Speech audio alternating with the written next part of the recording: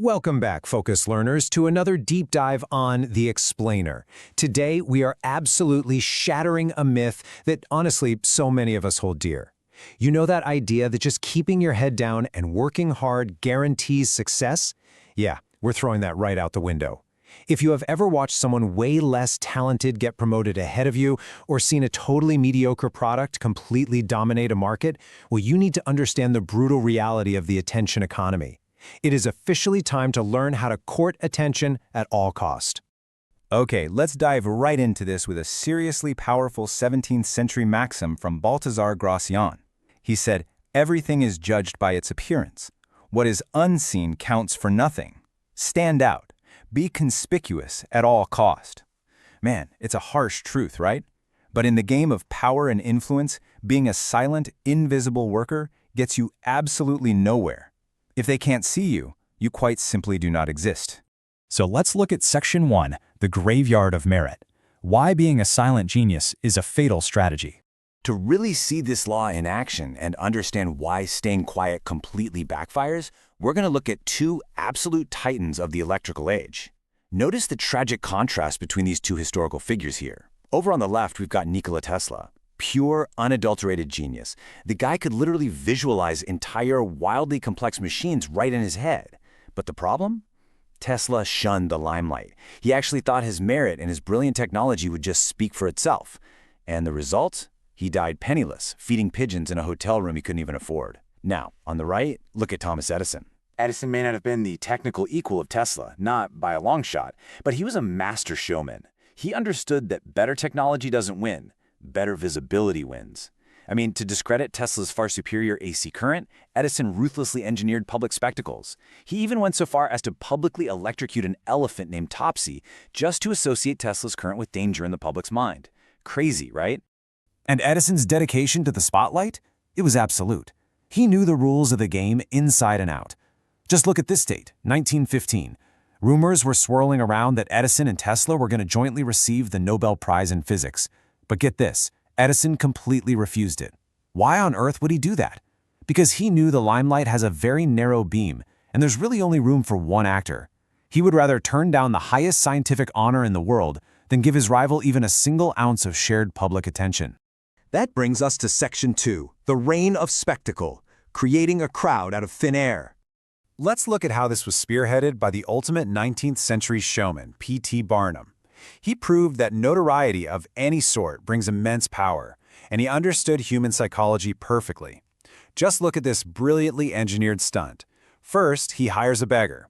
Then, he gives him 5 bricks and tells him to slowly walk down the street, placing and replacing the bricks in a specific circuit. But crucially, the beggar is told to stay completely silent and ignore all questions from the public. So what happens? A growing, utterly confused crowd starts following him down the street. When the beggar finally leads them right through the front doors of Barnum's museum, they actually buy tickets just to see what on earth he's doing. Barnum literally engineered curiosity out of thin air to magnetically attract a crowd. Which brings us to a really fascinating question to consider. Is bad publicity really good publicity? Well, Barnum absolutely believes so. To prove it, he once put up this massive banner outside his museum advertising free music for the millions. Sounds great, right? But he intentionally hired the absolute worst, most ear-splitting musicians he could possibly find. The noise was so unbearable that the crowd actually hurried to buy museum tickets just to get inside and escape the dreadful sound. And he didn't stop there. Barnum would actually write anonymous letters to newspapers viciously attacking his own shows as total frauds. For example, he claimed his 161-year-old nurse exhibit was just a robot made of whalebone. Why would you ever do that to your own business? Because the quality of attention is entirely irrelevant when you're trying to rise. It is far, far better to be slandered, attacked, and called a total fraud than to be completely ignored. That debate alone, it sold thousands of tickets. Moving on to Section 3, the allure of mystery, the power of the enigmatic and unknown. Because look, if you don't want to be scandalous or highly controversial, you must wrap yourself in mystery. Take the story of Mata Hari as a perfect example of this. In 1904, she arrives in Paris as Margarita Zell, just a penniless Dutch girl with barely half a franc in her pocket. But almost immediately, she starts spinning a web. By early 1905, she tells the press she grew up in Java. A few months later, she claims she learned sacred Hindu dances in India. And by late 1905, boom, suddenly she's claiming her grandmother was a Japanese princess.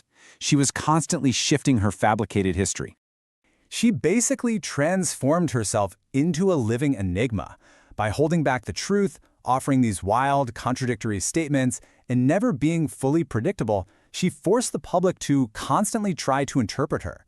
The sources even note that she wasn't actually an exceptional dancer at all, but in a world that is so predictable and banal, people secretly crave the unknown. Her air of mystery forced the Parisian elite to constantly pay attention, making a relatively mediocre dancer appear profoundly intelligent and almost godlike. But hey, mystery isn't just for seduction. It's a remarkably powerful tool for survival. Back in the Second Punic War, the great general Hannibal found himself completely trapped by the Roman army. So what does he do? He takes thousands of oxen, ties bundles of twigs to their horns, lights them on fire in the middle of the night, and stampedes the entire herd up the mountain. From down below, the Roman sentries saw this terrifying, entirely unexplainable sight, just a million lights and horrific noises. Completely believing they were facing demons, they abandoned their posts in an absolute panic. Hannibal escaped simply because he created a bizarre puzzle that paralyzed his competitors with fear. All right, Section 4, Strike at the Titans, How the Powerless Steal the Limelight. So how do you get attention if you're starting from absolute zero, with no money and no influence? Well, you attack upwards. Understanding the rules of engagement for the powerless is absolutely critical here. Back in the 16th century, there was this servant boy named Pietro Aretino, and he wanted fame as a writer. So he targeted literally the most visible, powerful man in Europe, the Pope.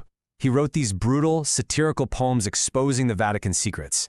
It instantly created this incredibly compelling David versus Goliath narrative. He brilliantly used the Pope's massive spotlight to instantly legitimize his own name. But pay very close attention to that last rule on the list: never attack downwards. Attacking a titan makes you look bold. Attacking someone beneath you, it just makes you look like an insecure bully. Section 5. The Art of Reinvention. Avoiding the fatal trap of predictability. Because once you finally secure the limelight, the real work actually begins. Just notice Pablo Picasso's artistic timeline here. He establishes the wildly famous Blue Period. But right as critics finally get comfortable with it, he deliberately destroys it and pivots straight to the Pink Period. Then he brings in African art influences. And by 1909, he shatters all expectations completely with the absolute shock of Cubism. Every single time the public thought they had him figured out, he pulled the rug right out from under them. Picasso's philosophy was incredibly simple. It was better to create something ugly and disturbing than to let viewers grow too familiar. Why? Because people inherently feel superior to the people and things they can easily predict. By constantly playing against their expectations, you keep them slightly off balance, and that tightens your hold on their fleeting attention. And finally, Section 6, The Dangers of the Limelight. When to step back into the shadows. This right here is the vital nuance of this entire explainer, because reckless, unchecked attention-seeking can and will lead to total destruction. You absolutely must know when to step back into the shadows. Remember Mata Hari? Her mystery was intoxicating, sure, but she took her lies way too far during World War I. Her fabrications crossed the line into deceit, making her look like a German spy, and she was ultimately executed. Or take Lola Montez, who completely ruined her social standing by deliberately showing up late to a theater in a massive crimson velvet gown, specifically trying to outshine Queen Victoria. When the Queen ignored her, all of high society immediately followed suit and she was ruined. You must never, ever outshine the master. The modern reality of the attention economy really comes down to the profound difference between a spectacle and a scandal. A spectacle, like Barnum's wild stunts or Picasso's constantly shifting styles, is temporary. It's entertaining and it's relatively harmless. It builds your aura and your power. But a scandal? A scandal crosses deep moral lines. It causes permanent damage that destroys your credibility forever. The ultimate goal here is to smartly court controversy, not to permanently destroy your foundation. Well, we have covered a whole lot of ground today, from the tragic invisibility of Nikola Tesla all the way to the strategic reinventions of Picasso, which leaves us with a final, rather provocative question for you to consider. Are you just waiting quietly in the shadows, hoping your hard work will naturally be recognized? Or are you ready to boldly step into the limelight? Remember, in the relentless game of power, what is unseen counts for absolutely nothing. Thank you so much for joining me for this explainer, and I will see you next time.